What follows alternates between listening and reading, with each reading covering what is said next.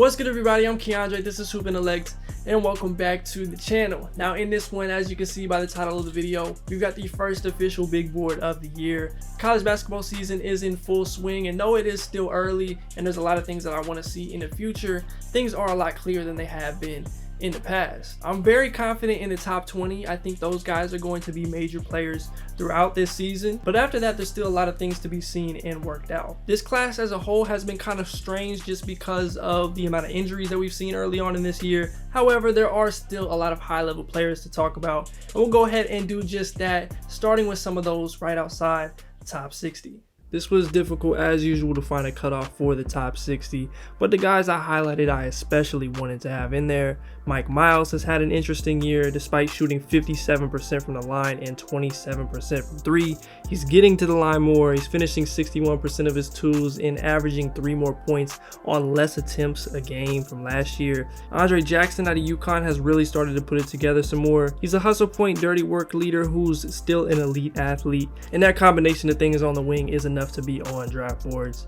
Alex Fudge still belongs as an elite athlete and defender with great size at 6'8", 6'9". The offense is taking real steps forward, which is all you can ask for as well. Jaime Jaquez is a constant. I've still grown a bit skeptical of his transition to the league as a 6'6" sort of power forward who isn't a great shooter or lateral mover, but he can hoop, and sometimes that means more than it's valued.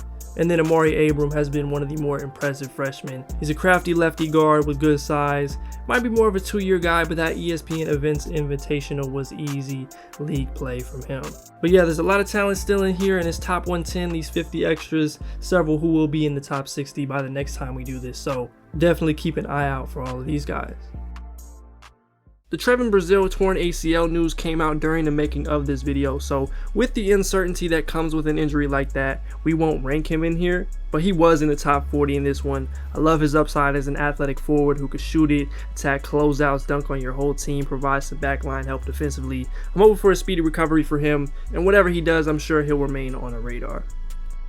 Starting it off, Oscar Tshiebwe is far too productive and elite on the glass and in terms of motor to not at least mention him when it comes to the draft, even without having the greatest measurables. He has easy potential to carve out a role as an energy big, and I know he's someone I'd much rather have on my side than go against him. After lighting up the Summit League with South Dakota State, Baylor Shireman has brought his sharpshooting and playmaking abilities to Creighton and has looked the part so far. He's one of the better shooters in the class. I think he's a passable defender, especially off the ball, and he's someone I think will spend some real time in the league. Where that lands him in the draft, I'm not 100% sure right now, but he's a very good player. Eric Gaines has had a somewhat slower start to the year, but he's picked it up. He's settled in, and while I don't think he's a first-round guy at the moment, he's still an unbelievable athlete. He's a really nice defender and playmaker and puts pressure on the defense with ease. He checks a lot of boxes for a guard at the next level, but I want to see some real consistency out of him. I want to see some more progress as a shooter before I can take those next steps. He'll dunk with the right hand. Ole Miss's Matthew Morrell makes too much sense not to be in this top 60 sort of range. He's an athletic big guard who has the potential to be a knockdown shooter from deep. He's a solid playmaker, he's a talented defender, and though he's yet to kind of pop statistically so far this year, I think he's a pro and will show it even more down the line. Right now, a 3-ball go. Adem Bona remains one of the better long-term bigs in the class. He's a high-level athlete that consistently shows it off on lobs and weak side rim protection. He's high effort as well. The game will need to slow down a little bit more for him. He's often in foul trouble out there, but there's still a lot to like with him as an overall prospect. I've watched just 2 Washington State games this year, but Mo Gee has been amazing and has put together a lot of the flashes that we saw from him as a freshman. He's a super athletic big with clear roll man and rim protection upside, but he's also got ever-growing feel as a passer. He's got the ability to put the ball on the floor a little, and he's improved as a shooter. He's a clear NBA talent to me and should probably be even higher on this board. Mo Gee's former teammate F.A. Obogidi has been a good surprise as well. I was intrigued by him at times in college, but he's shown this year that he can hang with the pros. I love his energy and athleticism, the defensive upside as a rim protector, and his mid-range and turnaround game has been pretty spectacular as well. I don't want to box in his draft range too early, but I'm pretty confident he's here to stay. The Ignite's Mojave King has been one of my favorite prospects over the last couple months. He's made real improvements as a shooter. He's a tough-nosed defender and a smart cutter. Not saying he's as talented, but when you look at what a guy like Josh Green has done this year and some of last year, minus some of the playmaking, you can kind of see a pathway in that realm for a guy like Mojave King in the future. I still wanted to see a lot more from Jalen Hood-Schifino as a scorer and as a shooter, but if you watch him, he's just so important to Indiana's success, and he makes winning plays that don't always show up in a box score. I love him as a defender. He's a super unselfish player by nature, and I'm just not yet ready to give up on him as a one and done candidate, though a second year could end up being beneficial for him. I think Creighton's Arthur Kaluma is more of a second round prospect at this point. He has upside as a scorer, he's a great athlete, but we saw what it looks like against a guy like Jordan Walsh, and he's looked a little out of place at times, whether that's over dribbling, traveling, whatever it is. It's more of a work in progress than I expected. We'll see how the rest of the season goes, but I think his overall feel just needs some real work and reps. James Najee's case as a late first round to early second round pick is evident as an energy big with high level defensive versatility. He hasn't been playing too much for Barcelona in the EuroLeague, but what he has shown in the Spanish league is a lot of what I have expected, and I think he'll have a good amount of fans come draft time. Reese Beekman has been a huge part of Virginia's resurgence so far. He's a well-rounded guard shooting the lights out from deep, and he continues to be one of the best defenders in the country. He's someone who makes plays in any way that your team needs him, and I think he's got late first round potential if he can prove the shot is real. Dayton's Deron Holmes has been quietly excellent so far. I love his defensive versatility. He can protect the rim. He's a very good athlete. And then he's also taken strides as a scorer. I don't see a reason for him not being in top 60s at the very least. And I'm really confident in what he brings to the table. Unfortunately, Judah Mintz's biggest highlight this year is smacking Doug Eddard in the face, but prior to that, he was one of the best freshman guards in the country, picking up on the scoring and playmaking that he did at Oak Hill. He's still got to stretch his game out to the three-point line at some point, but I like what he brings to the table, and he could still be a riser for me by the end of the year. Jalen Wilson has done exactly what we thought was possible from him this year.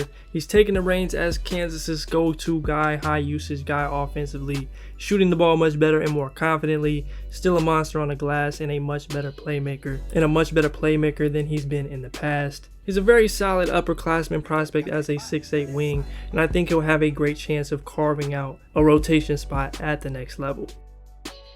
Ricky Council IV has at times been Arkansas's best player in this young season. He's always been a tremendous athlete, but he's been essential for them as a scorer, especially off the dribble. He's a solid defender who has good size and looks the part of an NBA wing. I still have some questions about his jumper, and I'm curious to see how his role shifts with Nick Smith back in there, but he's got great value as a second round guy.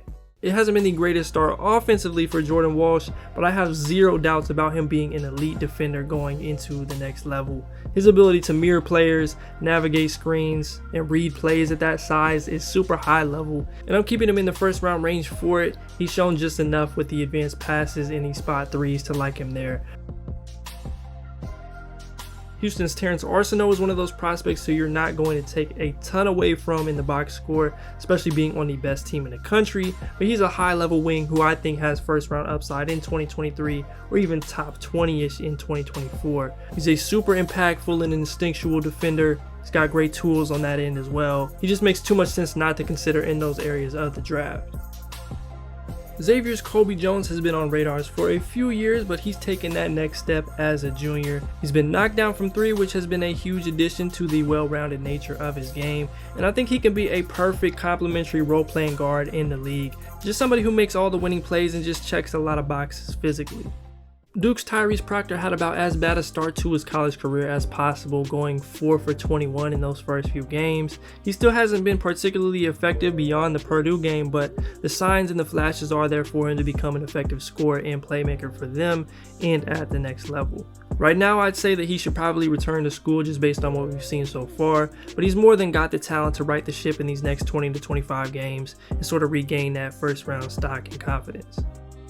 It hasn't been the prettiest just yet, but Julian Phillips still really intrigues me as a prospect. He hasn't got the three ball going and should be taking way more than he is in my opinion, but I like his mechanics and his combination of athleticism, defensive prowess, and ability to cut and score on the inside. He's made himself useful, and I think his game will translate much better to the pros than it does at Tennessee.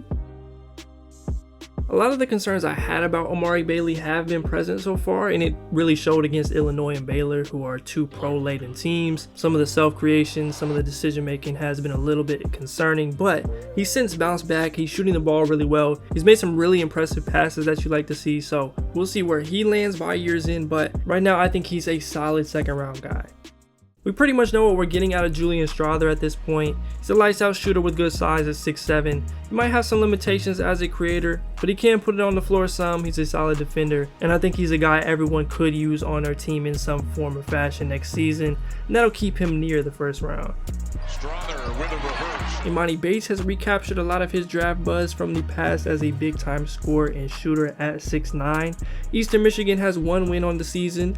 Every shot that he takes kind of feels tougher, and defensively there are still questions, but I'd be comfortable betting on and shaping and molding his skill set in his general range.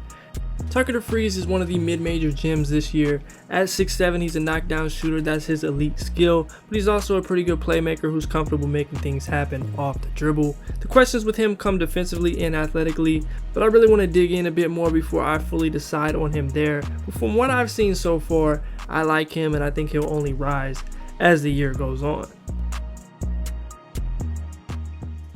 Tyrese Hunter has been very good once again this year, and that Gonzaga performance specifically is in my top 10 I've seen so far. He's shooting the ball at a high clip, even taking on a bit of a different role than we saw from him at Iowa State, but I love his defensive ability still. He's a solid playmaker and one of those rare smaller guards with first round potential.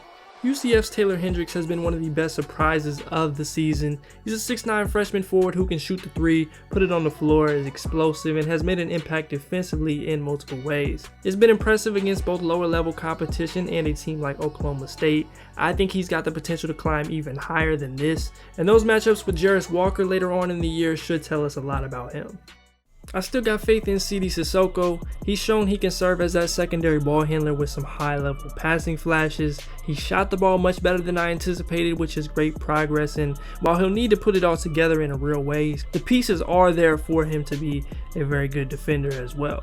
Nikola Jurisic has been dealing with injuries and really just hasn't been playing much since getting back up to speed. I think he's got late first round upside as a 6'8" wing who can really shoot it and make plays as a secondary guy, so hopefully he can get back up to speed as soon as possible. Texas's Dylan Mitchell is probably the most confusing prospect for me in terms of his ranking. Many tend to still view him in that lottery range, and while I do think he's an unbelievable athlete who has been tremendous defensively, I don't see that type of upside for somebody who has no offensive role and can't/won't shoot and isn't a big man. But the fact that he is here says a lot about those other areas. I really like a lot of the talent currently in this second round area, and I think there's a case to be made for about half of them ending up as late first round picks. It's still extremely early, but if we were to do tiers, that top half or nearly 2/3 of them would be in the same one for me.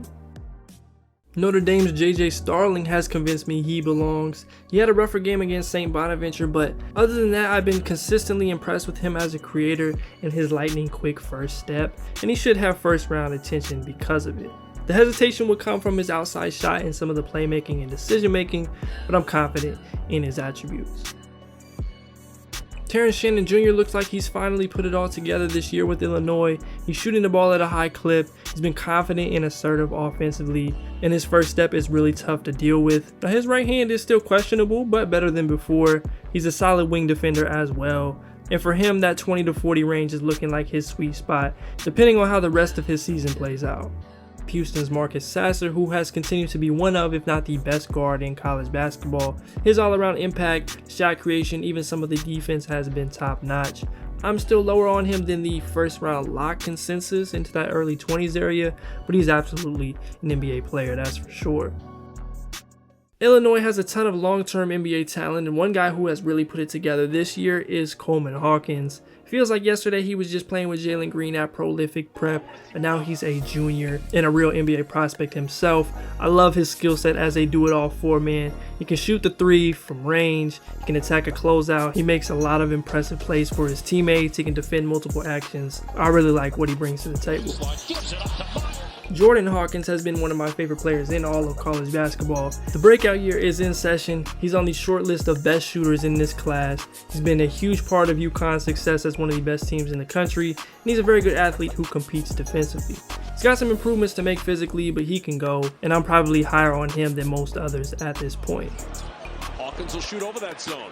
Ohio State's Bryce Sensabaugh has been unbelievably productive to start this year. He's an automatic 10 to 15 points in 20 minutes or less as this big guard who can handle the ball and score from all three levels. Defense is probably the biggest reason he's not playing as much as I would like to see. I think he's deserving of more minutes, and he's got clear first round upside to me.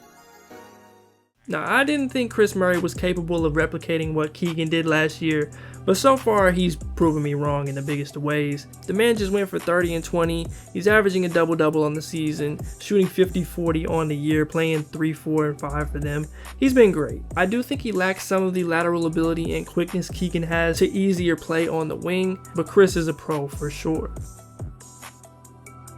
Another Ignite guy, Leonard Miller, remains one of the most interesting players and prospects of the last several years for me. He's got a lot of intriguing tools as a 6'11 lefty creator who's versatile on both ends, but he's still pretty raw. But again, at the same time, he's got a talent level and skill set that's rivaled by few, and I think would be hard to pass up once you start getting into those 20s.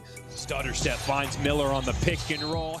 Ryan Rupert, playing for the New Zealand Breakers, is another international guy who's been banged up. He suffered a broken wrist and currently remains out. It's extra tough because shooting was a huge swing factor for him, and that's now kind of delayed, but I've loved what he showed as a defender, someone who can handle the ball a bit as well, and because of that we'll anxiously wait for his return. But I think he's a solid bet to go fairly high based on what he's shown so far. Strength in that against them is Melbourne United, so they do not like. Duke's Derek Lively has had a pretty slow start and takes a fall here from where we had him preseason.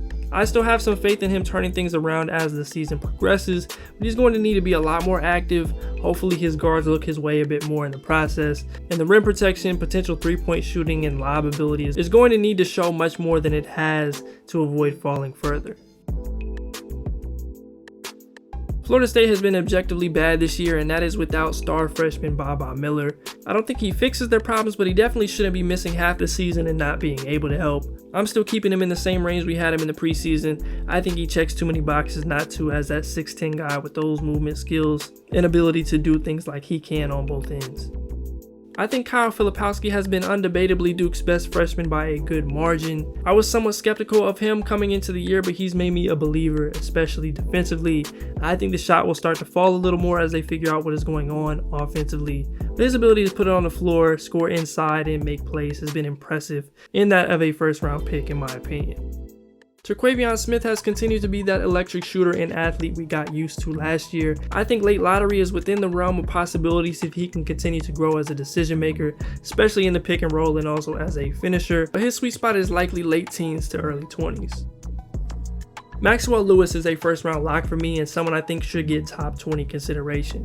He's a two-way wing who has been special in screen navigation defensively. He can knock down threes at a high level. He's somebody you want on your team, and despite being at a smaller school like Pepperdine, he's a big-time player and pops by almost every metric in advanced stat service out there. Lewis, step back three. I've been pretty impressed by Jarris Walker's defensive versatility, athleticism, and shooting improvement so far.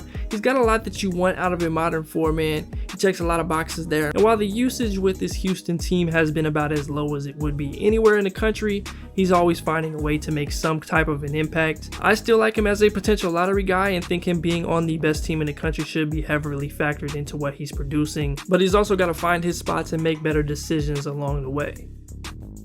I'm giving Dariq Whitehead some time to get in shape and reacclimated to this Duke team before he's placed any lower than this. He's had a slow start and is clearly trying to figure it out, but from what I've seen from him in the past and some of the flashes that he has shown in the minutes he's played, I think late December, early January he starts regaining his buzz and performing more like the lottery guy that he was coming in. Now getting into that lottery, we have Kansas's Grady Dick. At 6'8", his three-point shooting ability has been on full display the entire year, and he's proved to those who doubted that his game comes with much more than just that outside touch. He has some things to prove defensively, particularly in screen navigation, and offensively I think there's still comfort left to be had as a creator, but he's pretty solidly a top 20 prospect for me, and another one of those guys every team in the league could use right now. Michigan's Jet Howard has been one of the more impressive freshmen to me, and the fact that he had limited national buzz coming into the year looks crazy now. He's one of the best shooters in the class. He's a fluid mover, solid defender, he can do a little off the bounce. That's enough to unanimously be in this range, and I think he continues to earn his keep here. Says he could. Allegedly, he's not going to play. Oregon's Khalil Ware has performed fairly well despite being in a strange situation personnel-wise. His skill set as a legit 7-footer with elite movement skills, defensive versatility, and the ability to shoot the 3-ball is hard to not have in the lottery.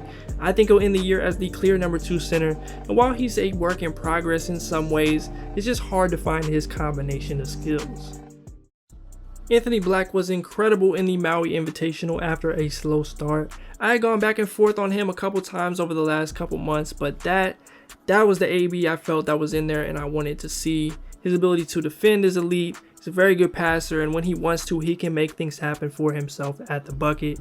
The outside shot is still in question, and you want to see him really put pressure on defenses more, but I really like what he brings, and we recently detailed all of that in a first look video, so go check that out if you haven't yet.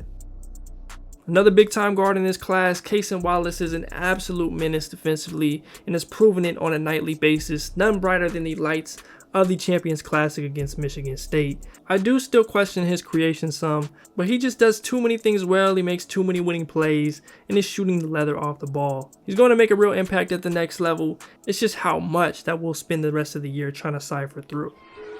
Here's Wallace. I think it's pretty obvious that Brandon Miller has been one of the biggest standouts. He felt like a guy who could continue to rise, and he has. He's just been terrific for Alabama, showing off a high-level 3-point shooting stroke. He's put it on the floor some, he has several putbacks, made plays defensively. It just makes too much sense as a modern NBA wing not to be a top 10 lock, and someone who could challenge higher. I do think there's valid concern in his overall creation, some of his explosiveness in traffic and finishing, but at 6'9", that level of shooting, two-way ability, and passing upside is tough to argue against. Good job, boy. Good job, boy.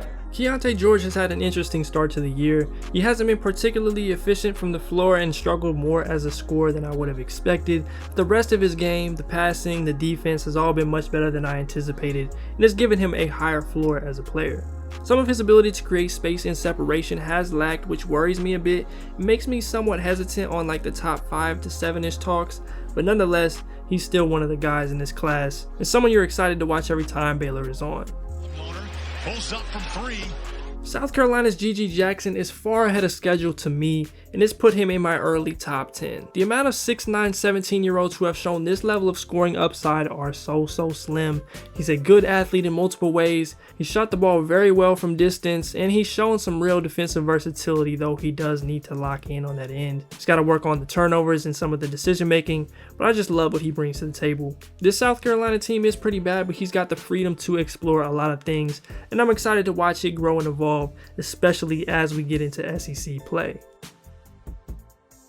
Nick Smith now has a couple games under his belt as a full-time guy, and though he's still working his way back into shape, he's shown off a lot of the things that we liked and expected from him with the shooting, the floaters, and the overall creation. I think he continues to be in that top 5 conversation, but I will say he's got to be able to get cleaner looks at the bucket as opposed to just settling for some floaters. But that's flagged for later for me right now, and we'll be able to fully address that by the next one of these boards or in a first look video. Ultimately, I think he can help take this Arkansas team to the next level. I've been impressed by the strides Asar Thompson has been making as a shooter, and I think his game is rounding out pretty nicely. I'm a lot more confident in him being in this range of the draft than I have been previously, though that could still change. And I just think he checks a lot of boxes as a super athletic connecting type of wing with high defensive upside. And I think he's just starting to scratch the surface of his abilities. Another guy who returned from injury, Cam Whitmore, made his debut against Oklahoma last weekend, and there were a lot of things that you like to see from him with his physicality, his explosiveness, and creation flashes, but the obvious rust was there still. However, against Penn on Wednesday, he looked like every bit of someone who could contend for the number 3 pick in this draft and be the clear-cut best prospect in college. He was hitting threes, he's making plays defensively, getting putbacks, showing off that athleticism. He's looking like the real deal, and I'm really excited to watch him over these next couple months. Too much spin.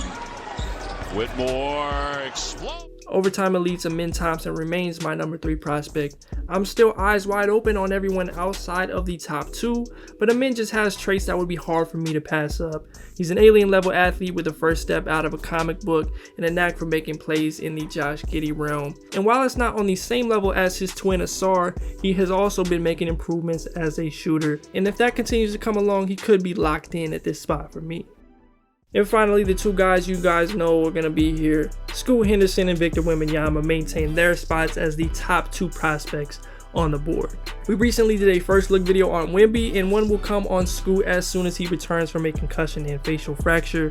There's really not much else to say about them at this point. Scoot is a special point guard prospect doing obscene things in the G League, and Victor Wembanyama is the most unique and talented basketball player I've seen in my life. If the draft was today, I'm taking Victor number 1 and Scoot number 2. And again, while the rest is much clearer than before, it's still very much up for grabs. But yeah, shout out to them for being unbelievable in their own ways at this game at such a young age. We're in for a special era of hoops, partially due to what they and the classes right before them have brought to the league.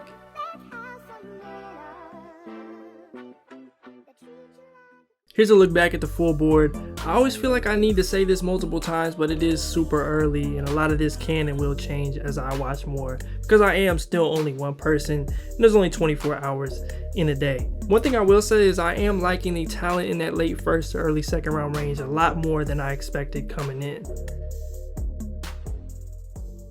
I appreciate y'all for watching this video. If you did enjoy, please be sure to leave a like, subscribe if you are new, and comment down below some of your thoughts on what we talked about in this one. Who is your favorite player in this class? Who are some sleepers? Who are some people you think that we're sleeping on? Let me know in the comments down below. We've got a lot of content coming in the next couple weeks. This late December, January run, I'm going to try to put out as much content as possible, so be on the lookout for that. But other than that, that's all I've got for this one. As always, I'm Keandre. This is Intellect. Until next time, I'm out.